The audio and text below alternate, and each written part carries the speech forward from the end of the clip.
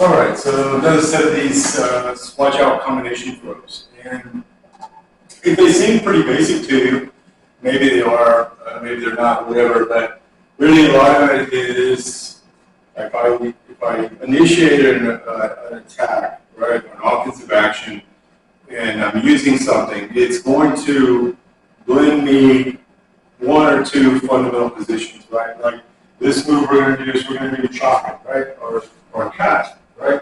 So I've got his leg like this, and he can, two of the primary things that he can do in this situation when I go to do this cut, and I would say I do a lot of movements where I lift the leg, even more so than maybe the average person that does this stuff. Like my Sifu, from his viewpoint, it's much harder for the person to escape it if I lift the leg. Like so with cut, right, with front cut, I can do like this, and a lot of times the guy will just extend his leg, right? He'll fall forward like this into his stance. And so it kind of, a lot of people do this move in karate or other kung fu styles, stuff like that, and a lot of them just plant the leg, right? They plant the leg down like this, and if the guy's got good stability and balance, it's hard to take his leg. So we're going to do like one with that. The other option that a lot of people do, some way they escape the leg, right? So I come and I go to get it, and he escapes back, right? Escapes back.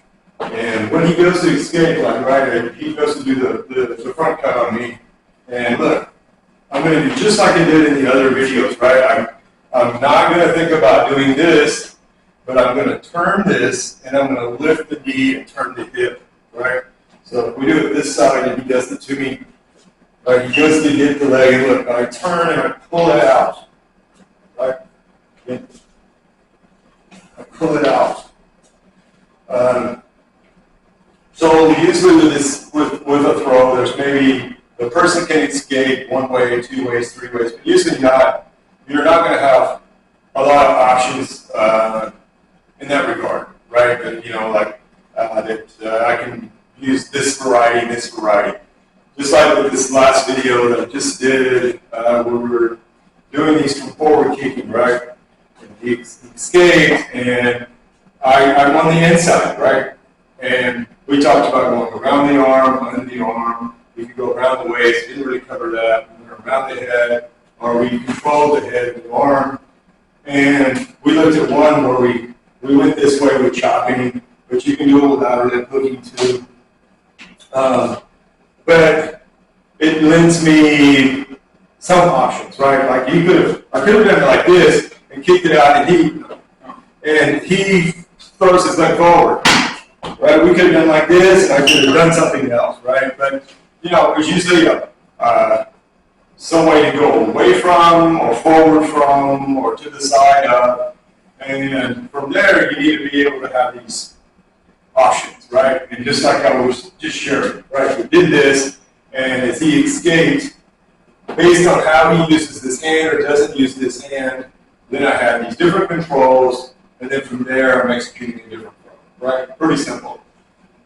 Kind of like that with this front cut. And we're not going to do a bunch of them. We're going to look at like 4 or 5. I've got some written up here, but I think we'll do some different ones. So, again, I go here, and he's going to escape it, and he pulls it out. Just do the move on me. Turn and pull it out, right? So important. Turn and pull it out. If I do it like this, right, like he's trying to do, and I just do this, all he's going to do is just bend his head forward. The throw works like this. Oh, yeah. Okay. So when you're doing cuts, right, or chopping, look, it's not about me lifting the leg and pushing here. It's independently of each other, right? And it's not about how high I raise this, but look, this is still like this. It's not that. It's these two pieces connected, right? They go together. That's how I get power out of it. If you just try to leave your body upright and you lift the legs, you won't get any real power out of it. The leg is also curled, right? So like with internet hooking, it's curled, front cut, it's curled. I'm trying to keep the guy's leg, him from escaping. So if you look at the towel, right, you have one towel, right, where the leg is straight, we'll say, and we get another one where the leg is bent. It's just explaining the difference between leg lifting and these hooking actions. So anyway, so back to what we're doing. So what I'm sharing with you is combinations are interesting, and you could cherry pick these different ones and make videos over these particular ones, and that's really cool, and how interesting that one is and stuff like that. But if you really want to understand it, it's really more, you did something to initiate an action, right? And it's usually going to be, in a lot of situations, it's going to be a non-body throw. He moves in such a certain way, and then I'm going to try to get the body. Sometimes it's the body, but if I have the body, I'm probably just going to change the position or the leg maneuver, right? Say, for example, like I'm here and I wanted to do leg lifting, and I go to do this, but he picks me up before I get it off, right? As he's picking up my weight, I wanted to do the leg lifting, but he picks it up, I drop it, maybe I do leg lifting on the outside or leg blocking, right? You can consider that like a combination, but they were both body throws. So, but a lot of these other ones, I've got something, he does something, and I'm going to do something else, right? And what I'm getting at is not about cherry picking them, right? If you just look at the fundamental idea, he's going to escape, and where are my different grips or positions that I can get off of the person. So the first one is not going to kind of follow the other ones, and then the next ones we're going to do like hooking and leg lifting, twist and spring, upper body control. So some of these are just the difference in he escaped and I moved to this position, and based on what he's going to do with the other hand, I'm going to attack from that. Okay? So this first one is leg blocking though, right? So I come in to do this move, and as I do, he extends the leg, he takes it away. If he does something like that, I would just lift my leg real fast and slam it, right? Like if he did that and he lifted the leg up, I'd just go higher, right? And then try to dump him. Don't do it like that. But like if I'm going like this and he feels this pressure and he extends the leg, right? And kind of take it away from him. When he does, look, put the foot down, pivot and turn, and grab the leg, right? And then from here, I'm going to bring the back leg through, and I'm going to kick his leg out from here, right? With your partner, when you're practicing this, be sure that you can get the leg up high enough so you can clear enough. If not, you got it too low, you're going to kick him in the groin. You're going to hit him with your knee or your thigh in the groin. Now, to do this, I can kind of pick him up a little and kick out the leg. And he can fall straight ahead like this, or he can fall to the side. I recommend if you're going to practice this with a partner to help him to fall this way, not this way. If you're doing this with a jacket, it's really easier, right? I've got his belt, I have it in his hand, and I will use the belt to kind of pick him up on my hip. And then when I kick the leg out, I would literally kind of push the belt out like this so that he has more room to fall. If you don't, and you just kick the leg out real short, he'll go like this, and he's going to hit his face or his head into the mats like this or into the ground. You don't want to do that.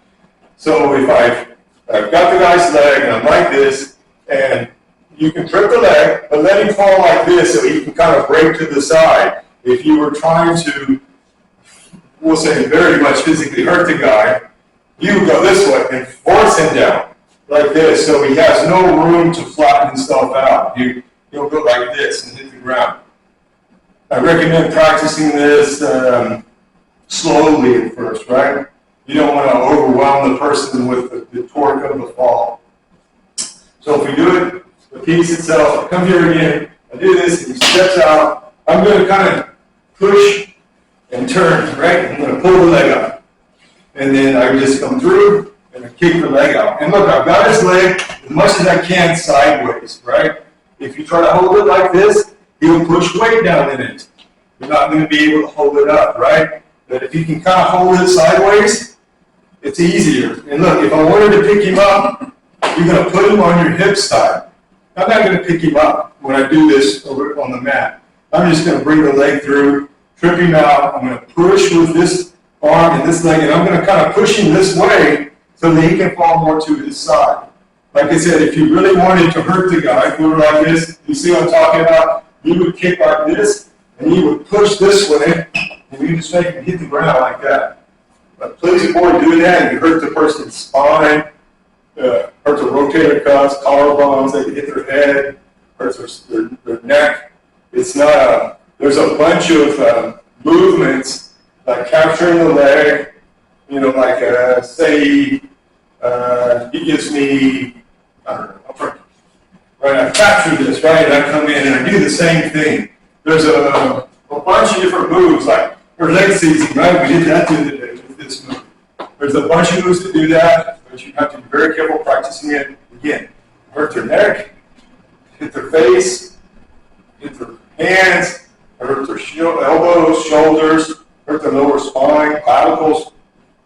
It's a nasty fall if you don't do it, if you don't know how to fall in it. On the street, you could really damage somebody. So, anyway, we're going to give it a try. So it's the same fall as the other one, right? Yes. Okay. Basically, it's the same fall. But again, it's how you help the person fall. All right, so I go for the chocolate. He stretches the leg out. Right? Look, I'm going to pivot the foot and turn, and let's kind of push the leg up on me. I'm going to pull this up, and of course, I got to do this in time, right? I'm going to swing the leg through real fast, sweep the leg, and I'm going to help him to fall toward that corner of the mat. Okay?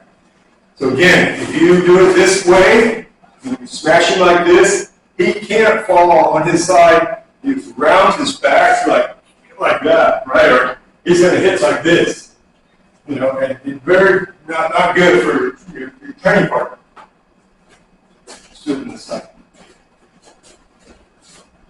So again, I come here, I go to the lift, stretches out, and I turn. I've got it. Now, I'm going to throw the leg through and point the knee. If you do, you'll get the leg through better. And like I said, we're facing this way, and that would be the best way to, like if I wanted to maximize this throw, I'd go into that corner. But I'm gonna trip him and push him this way so that he can fall, and it helps you to get used to it. Later, if you throw the guy this way and he's quite confident, he can literally roll himself to protect himself. But we're not going to try that with Jonathan today. I don't know that his skill in rolling and doing somersaults and flips yet is that good. Yeah. So here, and trip him out. So, good enough? All right, so, cut and internet hooking. So, to me, cut and internet hooking is the same. It's just one's on the outside, one's on the inside, right? When I say that, I see a lot of people that do internet hooking, like, put this leg back for me, please. They do internet hooking like this. Okay, really, I want to finish it facing this way, right? So I want to finish it the same direction I'm doing when I'm facing, when I do cut. And if you look at cut, if I do side cut, just see me from behind, I go to make contact. Instead of me driving in this way, I literally lift the leg and I'm going to pivot on this foot, and I would turn 45 degrees, and I would toss in here, right? If I do front cut, I go this way, right? So when I do internet cooking, put this leg back. In both situations, this would be the end of the side cut, right? So both of these situations, I'm going to hook it this way, and I'm going to turn the opposite way, right? And I'm going to throw him this way. Now, it doesn't mean that you can't do this. Like if I go like this, I can hook him, and I can push him at a 45 like that. It'll work. But I prefer to go ahead and turn all the way to create this arc, so I keep pushing this back. right? Like I bend him. Right now he's in an uncomfortable spot, right? I'm pretty relaxed. See, I can move. Right now, look, I can just do a little bit and he'll fall over. All right, so with this move, he's going to escape the leg, right? So that was the other part we talked about. So go here, he escapes. As he escapes, I shuffle up and I hook. And again, I can shove his head and push him this way, or I can pivot and turn and kick him out this way. He does it to me. So I escape. Steps in, pivots, pushes me back. Remember, you made the connection over here, right? You were facing, like, say, 10 o'clock, and then you're going to turn back to 12 o'clock. And if you do, you extend the back leg and push, make yourself flat. Yeah, like that. Right? So when you hook him this way, when I turn, my body is kind of compressed, right? And then when I pivot, I expand. When I do it this way and I turn here, I have less room to expand. But if I shove against the head, I can get his torso leaning back far enough, I can make it effective. All right, so let's try it. All right, so I go here, he escapes the front cut, right? I'm going to put the foot down, and I'm going to bring this foot to it. I hook him here, man. It's okay. Don't be nervous. Don't be nervous. Everything's going to be fine. So we're here like this, and look, I'm going to pivot and extend me. If I do it the other way, personally, I feel like I've got to add more force. Right? I'm here like this, he escapes, I'm this way, shut him off. Either way though, I want to kind of compress me and expand. Right here.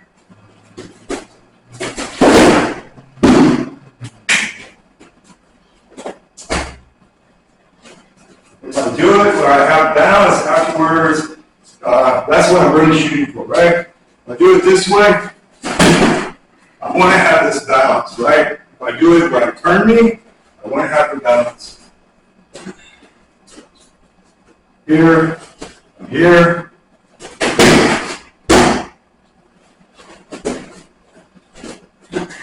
And these are soft mats. They don't really have a, it's hard to have good stability on these actually. They're good for this kind of stuff that we're doing right here.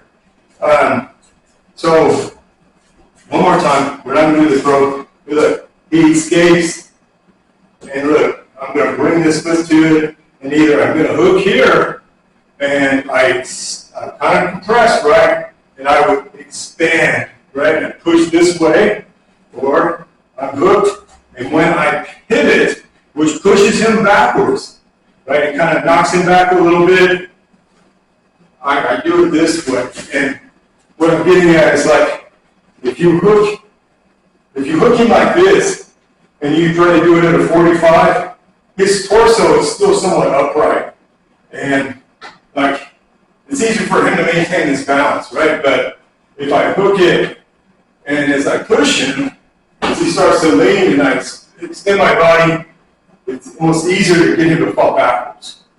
Now, you got a better balance to do that, though. Let's see. Cut and twist and spring.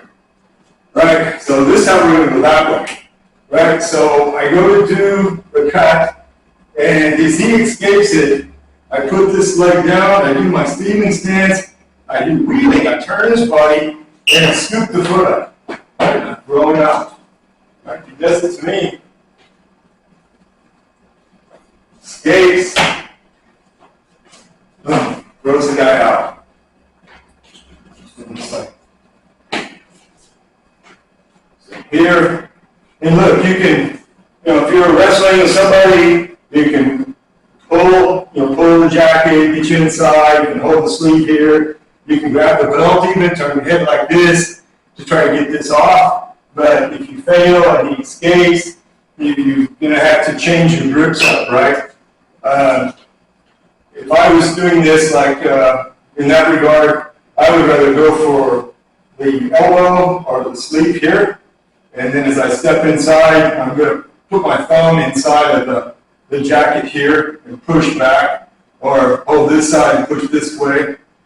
And then when I kick out, if he escapes it, I've already got this grip, and then I would just come through and turn and roll him out. So we do it over here. All right, so he escapes. I take my steaming stance, right? Steaming stance. I'm going to wheel. I'm going to turn this elbow under, turn his head this way, and scoop the foot up. Pull him under. Do it again. We'll connect all the little pieces together. So come in, escapes. Do it on this side. So here, escape, lift, pull. And I try my best to sit on my butt and kind of, I'm in a cast stance with the front leg. I counterbalance me with his weight.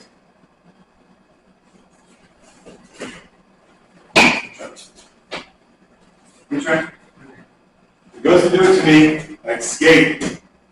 He does his steaming stance, he lifts the leg out, go down.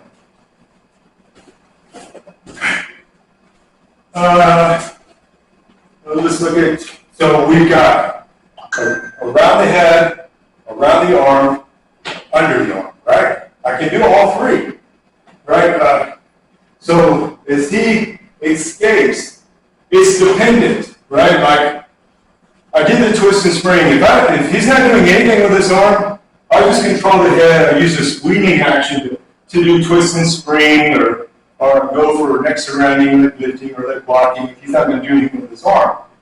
If he does, though, say he comes to the center of my chest, right? He comes this way. So as I do this, a lot of times people use this hand, right? Like say he goes to do the front cut on me, and then they'll use like the hand to kind of push him away, right?